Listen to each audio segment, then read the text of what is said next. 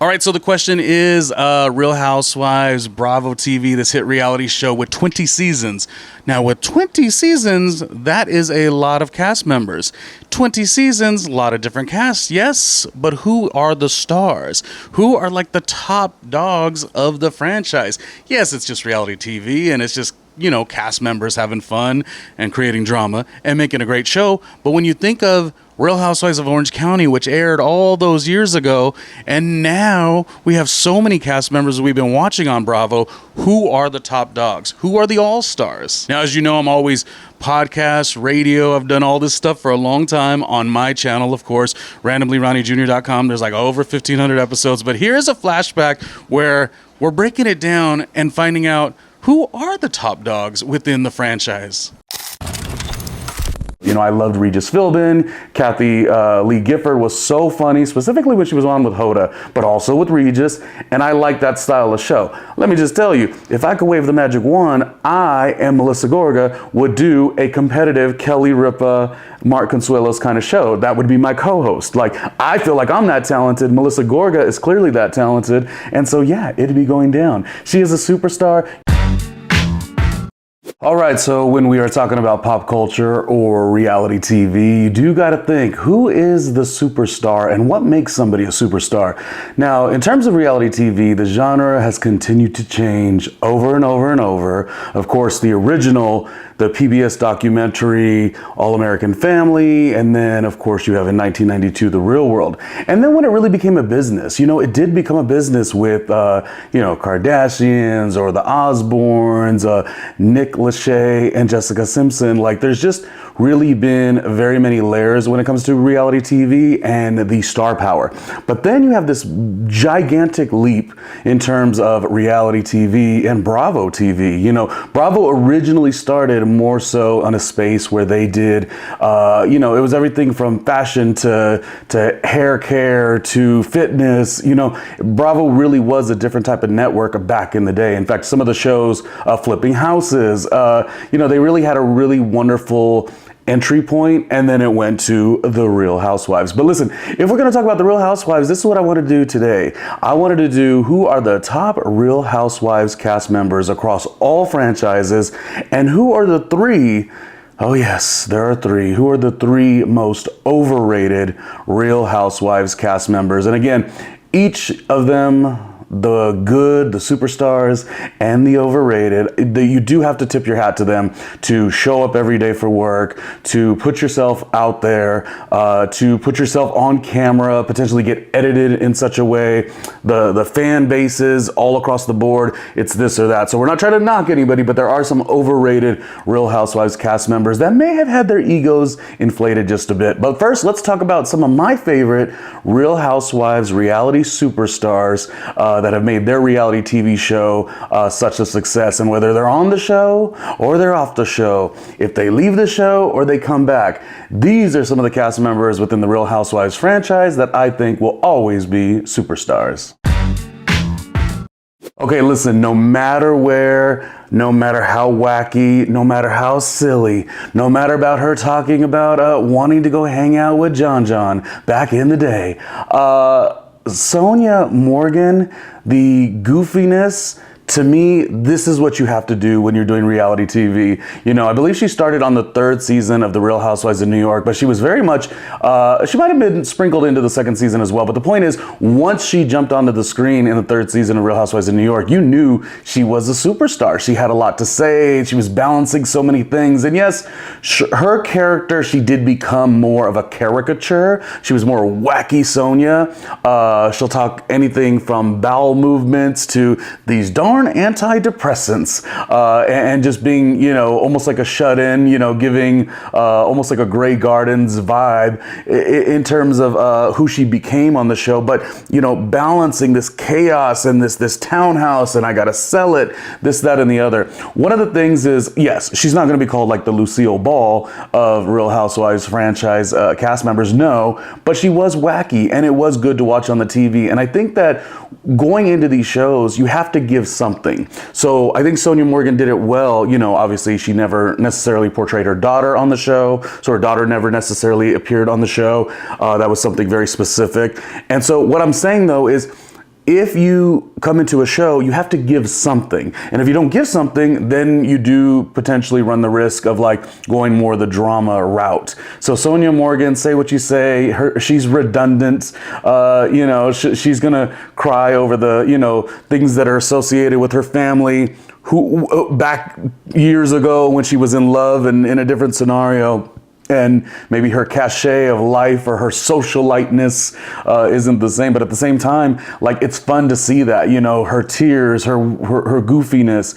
Sonia Morgan, in my opinion, will always be a superstar reality TV personality, along with Luann. Luann, and you do got to put Bethany in there. Bethany, I would never put as a overrated. Bethany, in my opinion, is somebody who specifically took the genre to a whole nother level, not just the business acumen, but the concept of like when she ran her specific spin-off shows, which was the Bethany Getting Married and Bethany Ever After, really in my mind, based on where reality TV was at the time, the Jersey Shore was big, the Real World was kind of coming out, wasn't as popular. Your Survivors, your Amazing Races, your Big Brothers were wonderful and they were booming, but those were reality TV competition shows like The Voice, like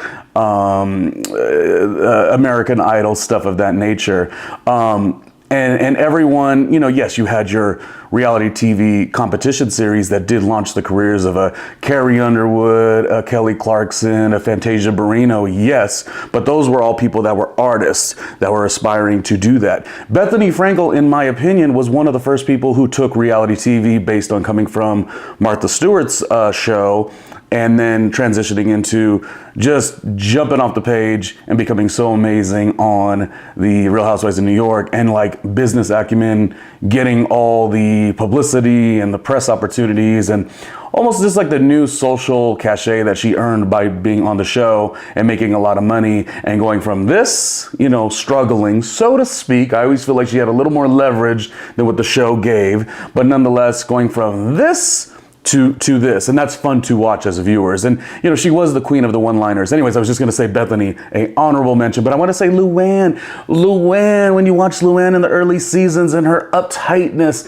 I relate to an uptight, not pretentious, but an uptight cast member each and every time. I loved Luann at the beginning. The season Real Housewives of New York, at the very early seasons when Luann did not come back in a full-time capacity, it was missed. She was missed.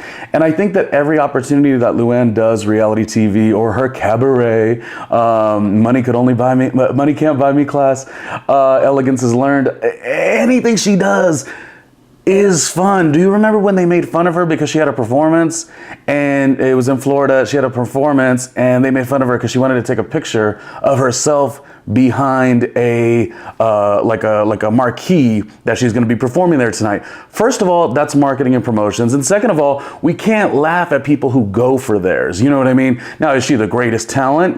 Yeah, no, she's fun, but I think like in terms of that marketing and the way they all made fun of her, I think Bethany particularly made fun of her. Like, how silly! Why would she be, going to her cabaret theater and showcasing, I'm performing here tonight? How lame that is. And mind you, I'm somebody who kind of struggles with the other side of that. I need to sometimes, showcase and show up and market and promote myself, even more. Even the regards of like Bravo TV, Watch What Happens Live. I've made several appearances, talking with Candy, talking with Aaron, Reba McEntire, taking a shot with Reba McEntire, as a call-in for Watch What Happens Live. Troye Sivan, Zachary Quinto, Brooklyn, who is David Beckham and Posh Spice's son. Like, I've done a lot of really fun things, but much like the commentary from Bethany, oh, why would you promote that? Why would you do that? Lou's doing the other thing. Lou's like, this is what I'm doing. I got a show. Let me show up. Let me show up for myself. Let me be excited. Let me be proud. And I think like I do the opposite. I get real quiet and I'm like, let the work speak for itself. And so while I didn't love what Bethany was saying, I'm somebody who kind of lives it a little more calm, and I want to be humble. And yes, I've worked in this business for, radio and broadcast and television for 15 years, but that's all cool and everything. And I'm more that. That is who I am. I want to continuously be the guy who's let the work speak for itself. But when I see Luann as a reality TV personality, the reason I like her is because, yes, she does go for her. She shows up big for herself, and I don't think it's anything to be made fun of. And specifically, the thing about Luann that makes her such a great reality TV star also is the many kind of like the 9 lives we've seen with Lou, from, very uptight and, carrying the countess, thing with her, and then being, drunk and going through embarrassment, both with marriage, both legally. She's just somebody you always want to see rebound. And I think when you make a really great reality personality in terms of casting or the network, they need somebody who's always going to have a story and tell a story. Have a story and tell a story. So Luann is great. Now we got to talk about the great Kenya Moore. Kenya Moore will always be the most important thing from the Real Housewives of Atlanta. Kenya Moore on another level. Whether she does Real Housewives of Atlanta, whether she leaves Real Housewives of Atlanta, where she comes back and gets a spinoff, whether she goes to do another TV show, she is. I was born in the 80s, so I was growing up in the 90s, and yes, Kenya Moore was specifically and significantly that girl. She really was. So to kind of make it as if, oh, you're a has-been or you're from the 90s. Thank you. If you were there, I was there. You know what I mean? I'm turning 20 years old around the year 2000, so I remember the legend that was Kenya Moore. And, all the things she did on the show. I'm talking about the Kenya Moore hair care, the Gone with the Wind Fabulous. Like, there is just nothing that could ever stop the great Kenya Moore in terms of her success. Now, will she continue to push and sort of be the most time after time, and you do have to kind of be like, ooh, this is a lot, Kenya. Yes, she will. She's not somebody that you do watch and be entertained by in the TV space, and you're like, oh, she's perfect. But she's pretty close to perfect. She's gorgeous. Coming from the history and the background that she always speaks upon, not having a mother in her life, and even what that could do in terms of her confidence, but I think also her fortitude to push through. That's what makes her so great. So anyone who ever had the concept of Real Housewives of Atlanta was something before her. No, it wasn't. It didn't start till season 5 when the great Kenya Moore, came through with the Gone with the Wind Fabulous. And yes, you could try your very best to try to make fun of her. And here's the thing you don't want to think about too is why would you make fun of somebody who had such a big career at a time, and at that time, when you were trying to succeed, the elements were a little bit different. You had to get casted. It was much more rich. You can't put the comparison of nowadays, a new Real Housewives of Atlanta cast member is the same as Kenya. Look they're booking this and they're booking that and they're booking this. That didn't happen before. If you were put on back in the day, if you got an opportunity back in the day, it's because you were something. You didn't get to take to social media and create like a messy, controversy. And then, that buzz sometimes turns into a monetized situation. People want to work with you, et cetera, et cetera. Kenya was different. That's all I'm trying to say. I'm just trying to say, if you're not of my age bracket, I'm in my 40s. We remember what Kenya Moore meant to so many people. She really did light it up. She was our girl of the 90s. So never make fun of that. And you also can't knock the fact that how wonderfully she did on the show. Yeah, was she embarrassed? Did she take a shot at love and it didn't work out? I mean, that is so true for everybody. We're always making these decisions that when we look back, we're like, how did we get here? But she has her beautiful daughter. Kenya Moore continues to push through business-wise, and she's just the type of cast member, much like a Cynthia Bailey, also if you remember what Cynthia Bailey meant, she was it.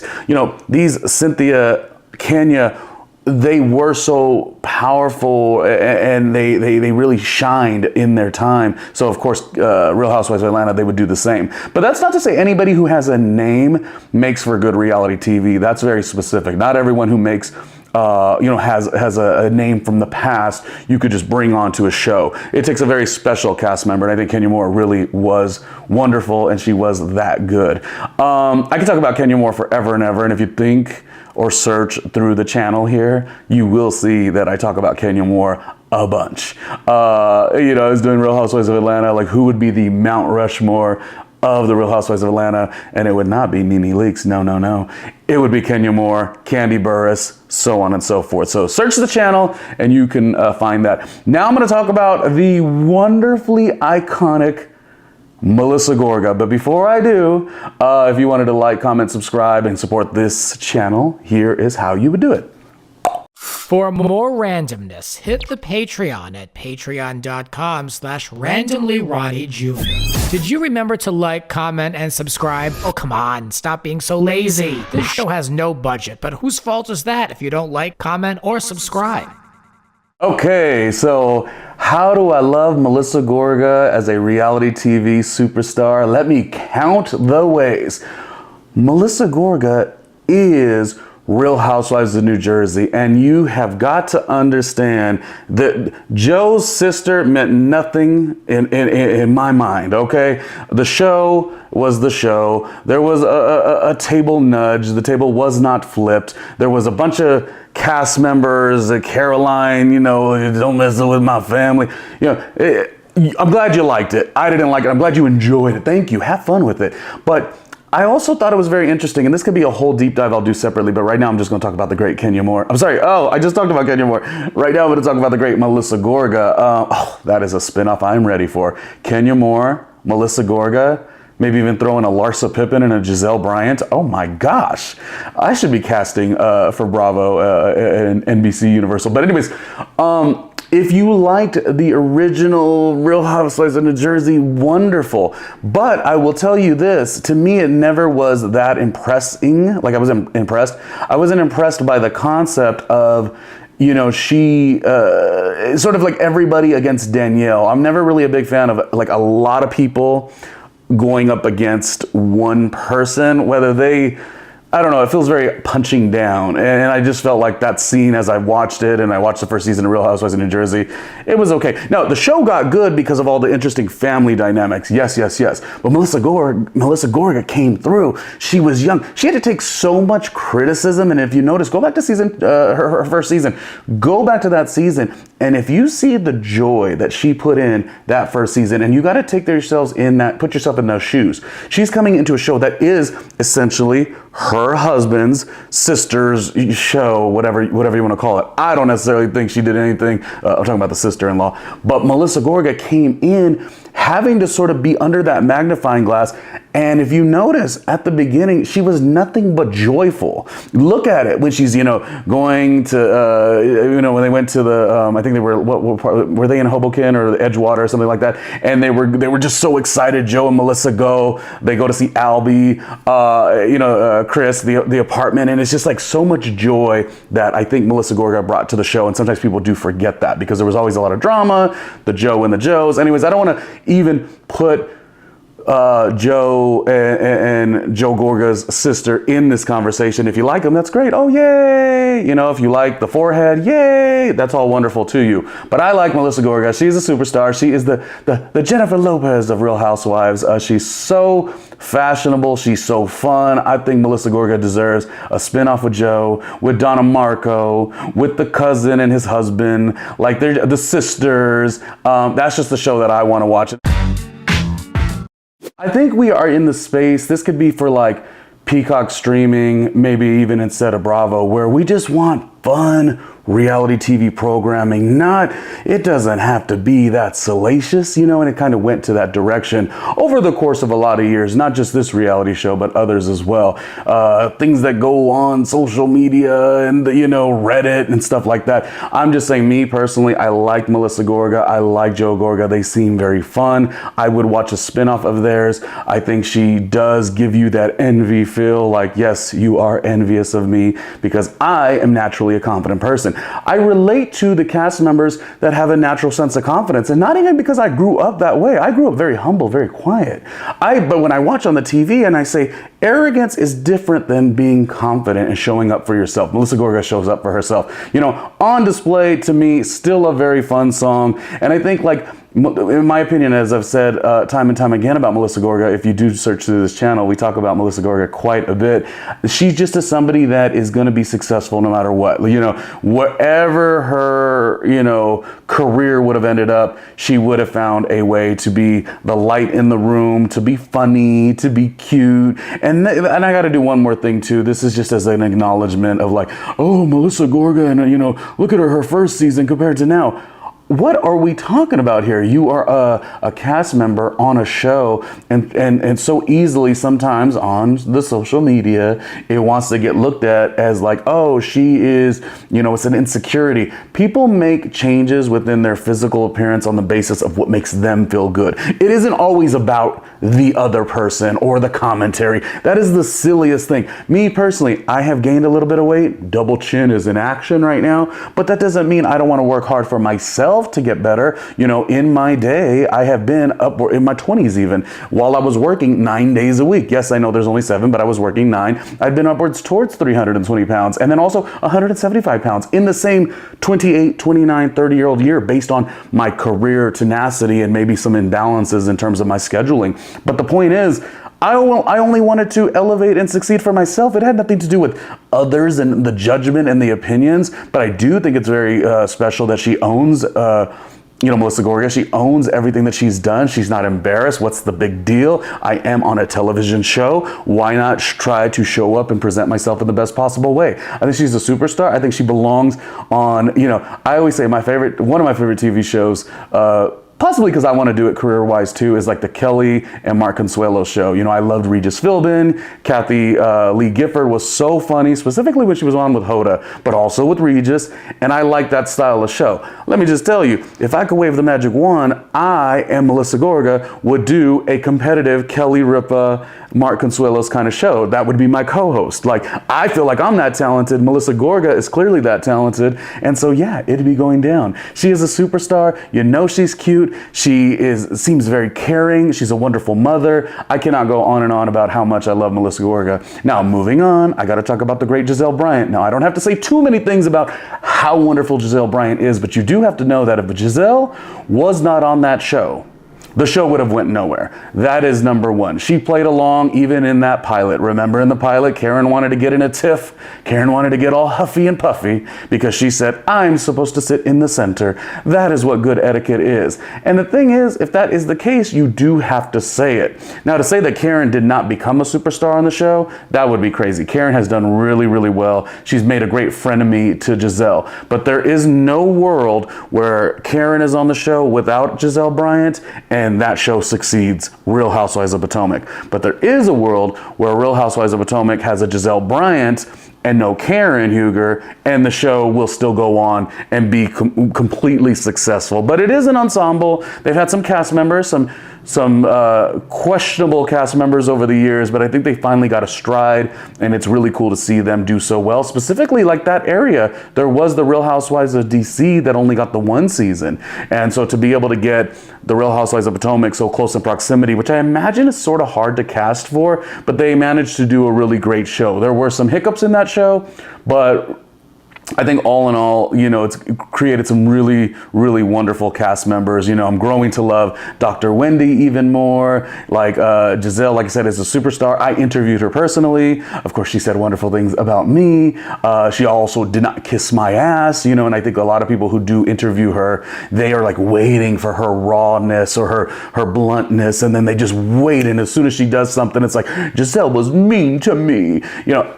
My confidence is within, so I'm like, Giselle, you're dope, I'm dope, we're all amazing. You're amazing, I'm amazing. Giselle, you're a superstar, I'm a superstar. Like, I don't really have like oh gosh, she's just blah, blah, blah, blah, blah. No, Giselle was a superstar. She was a Virgo. We both loved Kenya Moore. It was a wonderful interview. It is, of course, on this and my other youtube.com/ with a little @ Hey Ronnie Jr. Hey Ronnie Jr. It is over there, so you can check that out too. Full interview, lots of fun segments too. We did that at AfterBuzz. Of course, you know AfterBuzz through Maria Menounos, Kevin Undergaro, which was the first official after show platform. Boy, If the monetization could have been back then for all the work that I did, I mean, we got busy at AfterBuzz. We did a great job. Anyways, we are here. We are still pushing. We enjoy you checking out what we're doing. I could go on and on about how I love Dorit. I could go on and on about how I love Lisa Barlow. I could go on and on about how I love Mary from Salt Lake City. I could go on and on about how Heather Dubrow, to me, is just so good on that darn Real Housewives of OC. Miami is the only one. I mean, Larsa is the queen, but Marisol, superstar. Alexia, she gets into it with her words. Superstar. Dr. Nicole, she was wonderful during her run. Gertie has really shown up and given a lot of different story. You know, when she came to the scene originally, you thought businesswoman, and she was career and wonderful family and husband, and then we've just seen so much out of Gertie, which is great. Kiki, I mean, Lisa, like Real Housewives of Miami is the all-star season. Beverly Hills always gets the credit as the crown jewel of the franchises for Bravo. No. Not until Kyle is off the show. No. Since season 1, episode 1, frame 1, Kyle, no.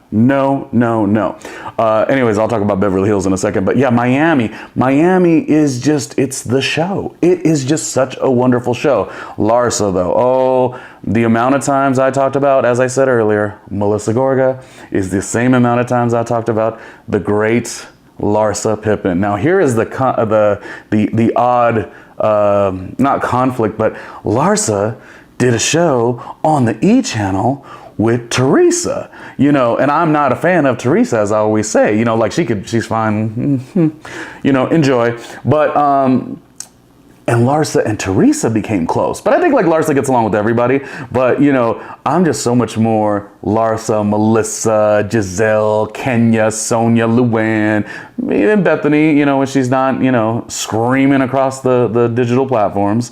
I like the fun girls, I like the pretty girls, you know what I mean? Teresa doesn't really, she's not, for me, for my taste. Who am I? I'm not perfect.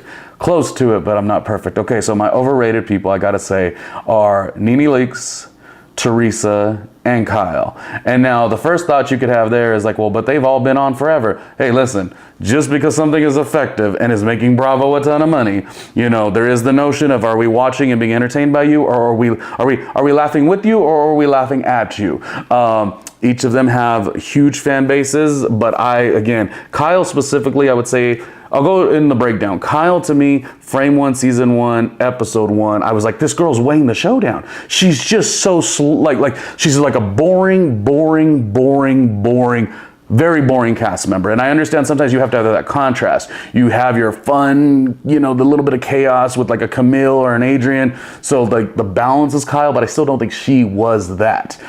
For Kyle to have gotten a season 2, much less every other season, I mean, I could only imagine there was, somebody within casting or the network or production that just like loved Paris Hilton, in their late teens and early 20s, and now are an executive, and they just give such a like, oh, that's Paris's aunt. And so that's maybe why, maybe there's like an inner like bias, like I'm just gonna always continue to create success for Kyle, because there's no reason that Kyle should be successful. It's a very unentertaining watch. It's always been. I have been saying this since season 1. It's the only reason I never got into Real Housewives of Beverly Hills. Again, who am I? Who cares about my opinion? Nene Leakes, the show did not start when Nene Leakes started the show. Specifically, I actually liked Sheree, She by Sheree, much better originally. Kim, I thought, was a little goofy and nutty, I guess. I love when Candy came on the scene. I'm a big fan of Candy. Big fan of Candy. Big fan of the way Candy has composed herself over the years. But to me, really, and I don't love Portia like that, but when Portia and Kenya started the show, Real Housewives of Atlanta then became a bigger show. One could say, and I think this is why I don't usually call her Nene Leakes. I call her No Lax, because she is lacking. One could say she's got the most memes memes and GIFs and all these things, and that's great, but that doesn't necessarily pay you. You know, that's the thing about it. When you get this platform, and this is actually me advocating for Nene Leakes, like as if I was like, you know, her manager or something. I feel actually a little bit bad or sad because she's contributed so much in terms of those memes that I guess are funny. They're not funny to me. And the GIFs, I guess they're funny. They're not funny to me. Like to have contributed so much, but to have been left with so little. That part I do feel a little bit of sensitivity, because I do think that character, No Lax, she did show up. Like she did at least kind of come through with an opinion, and I think that is actually valued. But yeah, she's definitely in my overrated. I could never ever say Real Housewives of Atlanta and even put Nene Leakes in the top 5 cast members. She's very low, very, very low in terms of compelling cast members for Real Housewives of Atlanta. Probably because she's taken a lot of swings, you know, swing and a miss. Probably the one time she really connected, that was a baseball reference, FYI. Probably the one time she really connected, but again, you take a lot of swings, you will eventually, you know, what do they say? The clock is right at least twice a day. She did entertain me a little with the I said what I said, because I liked that. I did like that. I was like, oh, okay, you said this, you said it. It's like, well, I said it, so of course I meant it. That I actually thought was really cool. But again, swing and a miss, you're eventually going to connect. The clock does spin around and it is correct twice a day or something like that. Whatever that slogan is.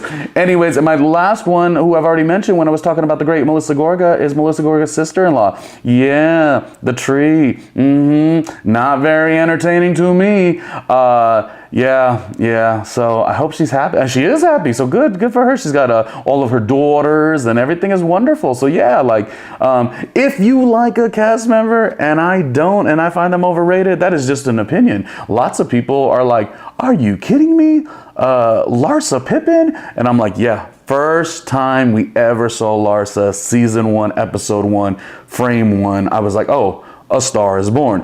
Left the show, and specifically in my mind, she, as I recall, it was very much while she was still trying to work it out, proverbially work it out with Scotty of that era, and I don't think Scotty really liked her doing the show, so she left the show. Everything that Larsa does is actually based in a lot of morals and ethics and very admirable, but no one tries to see that because people only want to see, oh, you're Kardashian wannabe. I've always said, and now come close, let's really say it.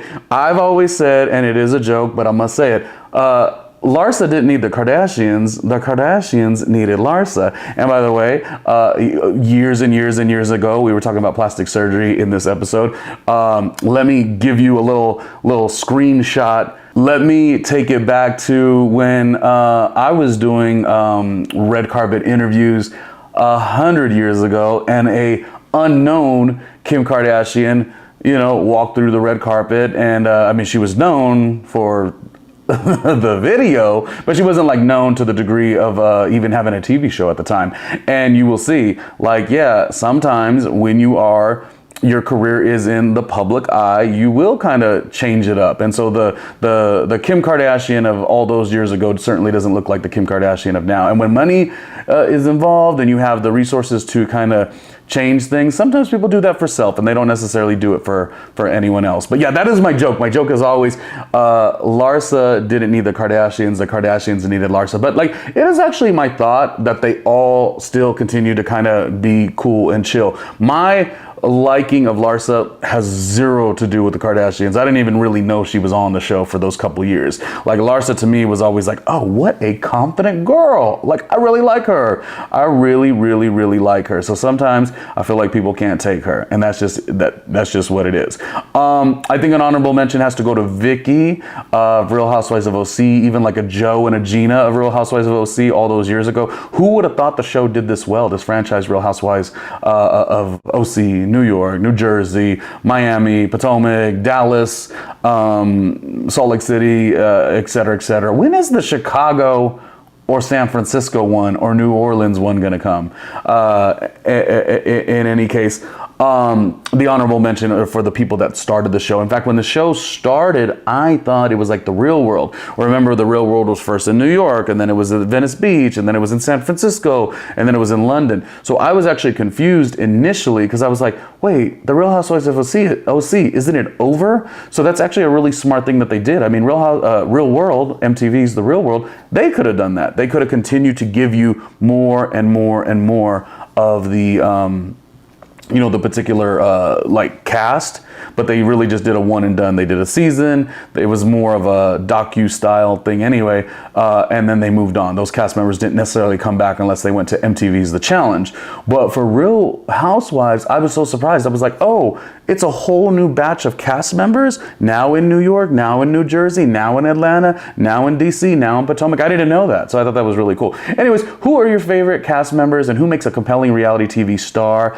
We could go on and kind of talk about Flavor of Love cast members. We could talk about Survivor cast members. We could talk about Big Brother cast members. But I just wanted to do an episode to find out who you thought was a Real Housewives superstar cast member and what makes them compelling and who you like. And if you agree with me that the three most overrated on the franchise across the board have always been like a Kyle, Nono Lax, Nene Leaks, and also a Tree, I guess we could call her. Those are the ones that I'm just like, you've had some success, but have you entertained us? Which is also the question. Have I entertained you? I mean, hopefully I did. Like, comment, and subscribe. And as always, reminding you that I do have a Patreon account. I've worked in radio, broadcast, etc., for years and years and years. So if you ever see me grumpy, that's why. Because I need to get my monetization going a little better. So show me the love on the Patreon, and we are having fun. And hopefully one day I'll be able to create and produce the Melissa Gorga spinoff show. Anyways, hope you enjoyed it. We will talk on the next one.